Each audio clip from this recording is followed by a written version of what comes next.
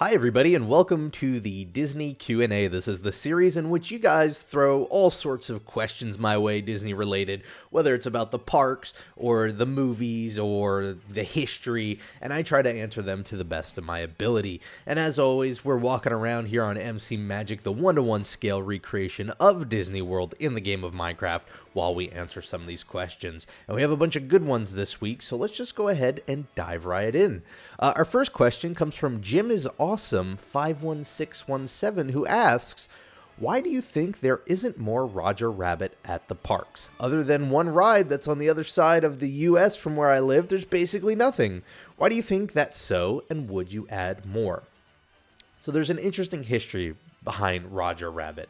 Now you have to remember that Roger Rabbit came one at a time in Disney's history where they were in, I don't want to say a lot of trouble, but they were on shaky legs. This is at a point in which Eisner and Frank Wells took over and the company was starting to grow again.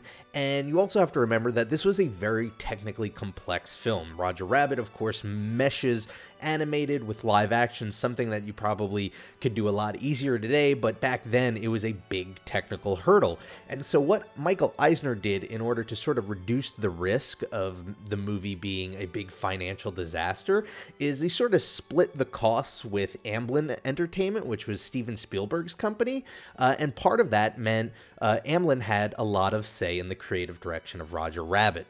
Now, of course, as we all know, Roger Rabbit wasn't a financial disaster. It did really great. However, there were some, I guess the easy way of saying it, there were issues between Steven Spielberg and Michael Eisner and just Disney and Spielberg. And so what ended up happening, even though there were lots of plans for more Roger Rabbit, and for a while he was featured pretty prominently in the parks, especially in Hollywood studios. There were plans to do a whole section of Hollywood studios based on Roger Rabbit. In fact, that whole Sunset Boulevard where you have Rock and Roller Coaster and you have Fantasmic and you have Tower of Terror was going to be based on the world of Roger Rabbit. So they had big plans for it. The problem is with that sort of bad blood between them and the fact that contractually Amblin had to sign off on a lot of creative decisions, Disney ended up deciding that Roger Rabbit wasn't really going to go anywhere. It would have been an uphill battle to get anything done. So they ended up sort of dropping it. And Roger Rabbit, unfortunately, just sort of faded away into history. Now, that's the very short, very general way to talk about this. There is an awesome article online that I put in the description by, I believe it's called Mouse Planet. Yep, Mouse Planet, that sort of goes really in depth into the history of Roger Rabbit and his role in the parks. So if you want to check that out and learn more about it, you go ahead and click on that link in the description. Would I like to see more? I mean, because of that history, he's just not very relevant of a character. So, I mean, I remember watching the movie. I enjoyed it a lot, and I'll still go back, every once in a blue moon and watch it, but not enough that I really want to see him in the parks more. I just really find that history interesting because that's the sort of thing where you don't know why things are the way they are, and then you realize it's something businessy like that. Our next question comes from Nat Dancer, who asks a question I get, quite frankly, a lot, which is, if you could bring back any attraction in the parks, what would it be? Thank you and have a magical day. Sincerely, Natalie. I get this question a lot. I usually avoid it because I don't want to keep answering it, but it's been a long time, so I guess I'll throw this one out here, and it's a different answer this time. I would bring back all of the Wonders of Life Pavilion, which includes Body Wars and Cranium Command and all that other stuff. And the reason why I do that is because it would be the most aged and just out of its element part of the park, and then I feel like it would force Disney to update everything and put new stuff there. And I guess that's my sort of snarky way of saying that. I don't really want to see old rides come back. I'd rather see new things. Disney always wanted these parks to be evolving and changing, and I'm a big fan of that. And I mean, as long as I have the opportunity to enjoy an attraction before it's gone, I don't mind seeing it go, as long as there are plans for something better out there. Our next question comes from Daniel Jackson, who says, hello, Rob. Since Disney Infinity is such a big deal, I was wondering if you had any characters that you'd like to see come to life in 3.0. Also, I think that the best way to make Winnie the Pooh relevant is to create a Winnie the Pooh playset figures for Disney Infinity. Thank you and have a magical day. That's one interesting way to go about it, that's for sure, with the Winnie the Pooh thing. I will say, I hope there isn't a Disney Infinity 3.0 for a long time.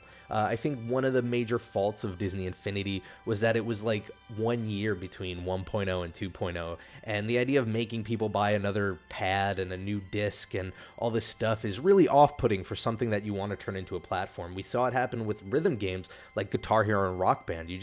If you're expected to shell out all this money year after year, people are going to eventually stop. What you want is a really solid game so that you can sell these little bits and pieces for years.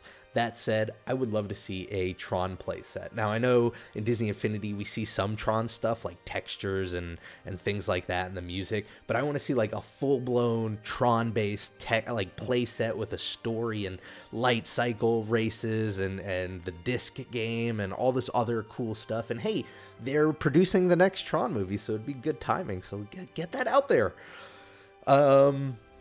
Our next question comes from CODX Fracture, who says, my question for you is, do you think Disney will make more video games specifically tailored to Marvel or other Disney characters? Or will they make a game about Disney World like they did for Connect Disneyland Adventures?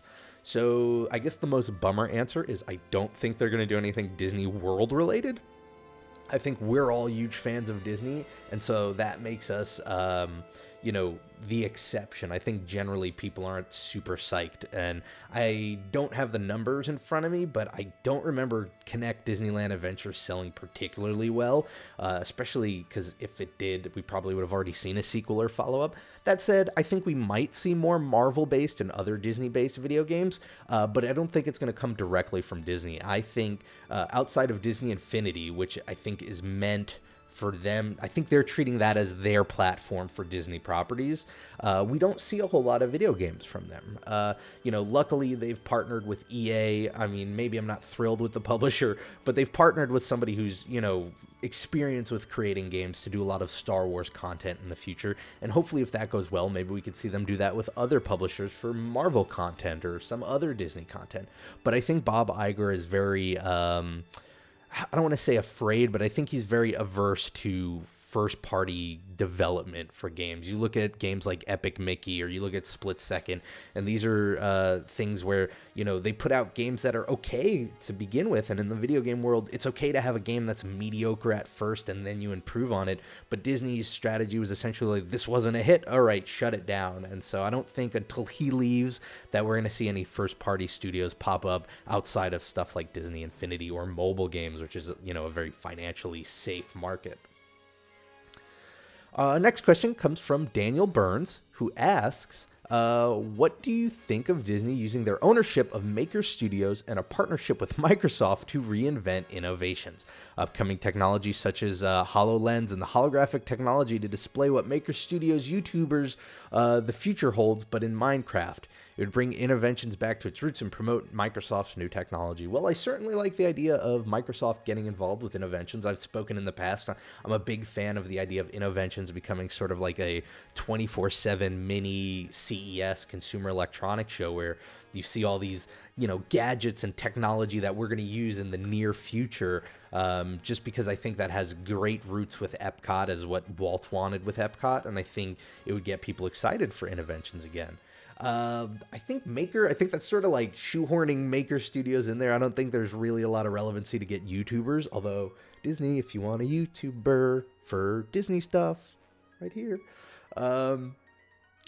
Especially the Minecraft stuff too. I know Minecraft is wildly popular, and your question did make me wonder if Disney would ever shell out the money to get Minecraft licensing to do something Minecraft related in the parks, because it is a huge crowd draw, I think, especially among younger viewers. But I don't know about innovations specifically. What I would love to see is actual physical products in innovations. Think about stuff like the Apple Watch. Wouldn't it be cool if we saw something, related to the Apple Watch or like the Apple Watch in innovations like a year or two ago, where you go, well, this is a smartwatch. You can't buy it today, but, in a couple of years, it's really going to hit the market and blow up. I think that would be really cool. Our next question comes from Epic Jailbreak Man, who says, since you've been to the All-Star Resorts, how would you say they are as a budget option for a Disney World first-timer?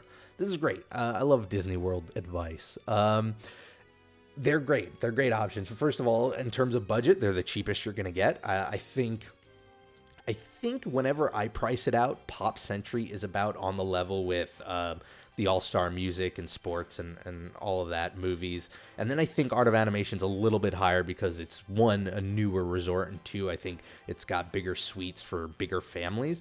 But in general, those are all fine. I think the rule of thumb with Disney is even when you go budget, you know, you're still getting great quality. Yes, the All-Stars are designed like motels, by which I think the distinction between hotels and motels typically is that motels have all the rooms with, you know, that exit out into outdoor space, whereas in a hotel, you exit your room into a hallway in a building. But the idea is generally, like, it's clean, it's well themed, it's fun. Really, the differences you're going to get between your different pricing structures with the hotels is how much peace and, you know, quiet you're going to get. You go to something one step up, moderate, like a Port Orleans, and it's really nice and quiet for the most part. You go to All Stars, and there are a lot more rooms, so there are a lot more families, so it's a little bit noisier, but it's a great atmosphere all around. You know, I've never had a problem staying at any of the All Stars. Our next question comes from Bryce, who asks another question I get probably more than that other question. And this is, do you think that Disney should make a new park? If so, what would the main theme be and what would its name be? I hate to answer this because it's always a Debbie Downer answer, but I don't think there should be a fifth park. I think Disney has their work cut out for them. I think they need to make Animal Kingdom more of a full day experience or multi-day experience. I think they've got their hands full reinventing Hollywood Studios. I think they can do a lot to improve Epcot, especially because, like, the whole Revisiting Disney series I do was born out of the idea that I was really unhappy with Future World and Epcot, and I thought they could have improved every ride there, and I still think they can, and so I hope they do. So between all of that and then just keeping, you know, Magic Kingdom fresh and up to date, they've got their hands full, and there's more than enough there for a family visiting, so I just don't feel like there's a need for a fifth park. Our next question comes from Javi, I hope I'm pronouncing this right, Yavi or Javi Luvano, who asks, do you think we could possibly see the Sorcerer's Hat become the icon of the rumored fifth park? If so, what theme do you think it would fit with? Also, do you think Disney would ever purchase a sports franchise such as the Orlando Magic basketball team? Thanks and have a wonderful day. So, to your first part, I don't think you'll ever see the hat come back. I think from a strictly business standpoint, the idea that they deconstructed and got rid of the hat means for one reason or another, they don't want it there anymore. And to bring it back it would be just too much of a reminder of like, oh, here's the thing that Disney thought was worth tearing down, you know? So I think it would be something new and original.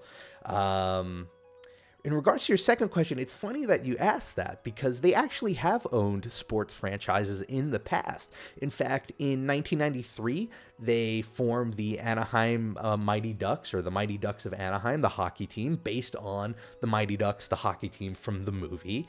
And then in 1996, they bought the Anaheim Angels, the baseball team.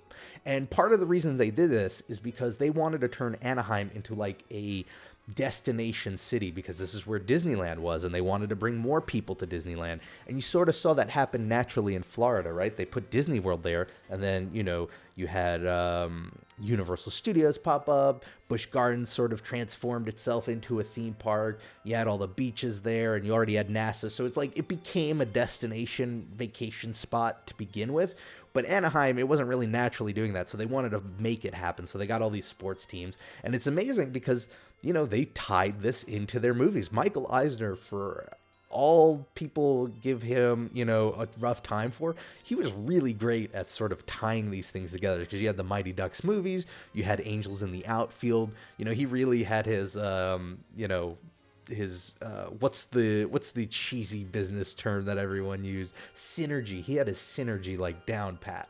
But eventually they sold them. Anaheim Angels were sold in 2003, and then in 2005 the Mighty Ducks were sold. So they don't own any anymore. I wonder if there would be a lot of backlash if they bought another sports franchise, because through the ABC deal they now own ESPN, which is, you know, covers a lot of sports. And so I wonder if there would be heat about, well, is ESPN going to give favorable coverage to, the Mighty Ducks if they had bought the Mighty Ducks again because they own it, like a conflict of interest. But I wouldn't be surprised. I don't think Disney, as it is now, really wants to get into that field. I think, especially with things like Marvel and Star Wars, they're fine being an entertainment company first. And then our final question for this week comes from Viper Sting 52. Says, since Starbucks has been coming to all the Disney parks, it got me thinking, do you think that food chains could sponsor restaurants just like other companies do for rides? For example, Chipotle could sponsor a restaurant in the Mexican Pavilion at Epcot. I don't know how logical this is, but I was just wondering. So it's funny you say that. Well, for one, Chipotle is, even though they serve burritos and stuff, that's technically an American company. It was formed, I think, in Colorado. So it'd be weird if they sponsored a Mexican Pavilion restaurant, but I get where you're coming from. To an extent, that happens a little bit, right? Like, you go into any of these restaurants, and what are you getting? You're getting Coca-Cola. You're not getting Disney-branded soda, right? So to an extent, they are, and I think it was Coke who, like, sort of paid for an exclusive, to be used exclusively in Disney World. Now, you're talking about a bigger brand like a McDonald's, which also exists on property, but outside of the parks. I don't know. That's tough. Like, I think before the Starbucks started popping up, I would have said, no way, Jose, right? Disney will use other people's products, but they want to run things themselves. And when you get somebody like Starbucks involved, now that's sort of like a cooperation there. But they're doing it with Starbucks. And certainly Disney won't shy away from sponsorships. I think really what it'll boil down to is they don't need to. I think there's not a huge backlash for food. I remember when Starbucks was first announced to be being put into the parks, a lot of people, and I'm not a coffee drinker myself, so I can't really weigh in, but I remember a lot of people saying like, oh, thank goodness, like Disney coffee is just horrible. Whoever they were using, it was awful. So I wonder if part of that was, listen, people love their Starbucks. They don't like our coffee. We need some sort of solution here. Let's get Starbucks involved. And I don't see that with food where they go, oh, these burgers are awful. And, oh, everybody, they love their Five Guys burgers. So let's get Five Guys to sponsor, Cosmic Rays. Although that would be awesome. A sci-fi Five Guys. Say that 5 times fast. Sci-fi Five Guys. Sci-fi Five Guys. Sci-fi Five Guys. Sci-fi Five Guys. So maybe I don't see it happening in the horizon, but that's a good thing to think about and consider. I think the big thing is it would be more likely than a sponsorship for a ride. Sponsorship for rides, in my opinion, are on their way out because they just don't have the value proposition that they did in the 80s and 70s before we had the internet and internet advertising. Back then it was important that everybody was seeing sponsored by so-and-so when they went into a ride when there were millions of people going. Now you could get millions of people to see your ads on the internet for a fraction of the cost. So I think that's on its way out. But with something like this, it's less of a sponsorship and more of a partnership because with Starbucks is selling their coffee. They're making money off of that. It's not just simply, hey, here's a building, we're going to give you money, you're going to put our name on it, So I could maybe see it happen. Anyway, I want to thank you all for your questions. Great questions this week. My question for you all this week is, I'm going to pick from one out of here. What ride would you like to bring back? You guys always ask me that. Those are the 2 most popular. What would you bring back? What would the fifth gate be? But what ride would you bring back if you could bring back a ride, and why? If you have a question, feel free to leave it in the comments below. You can tweet me. I'm at RobPlays. Have a fantastic weekend. Whatever you're doing, make the most of it because it makes it that much better. And I hope to see you all next time for the next episode of the Minecraft Disney Q&A.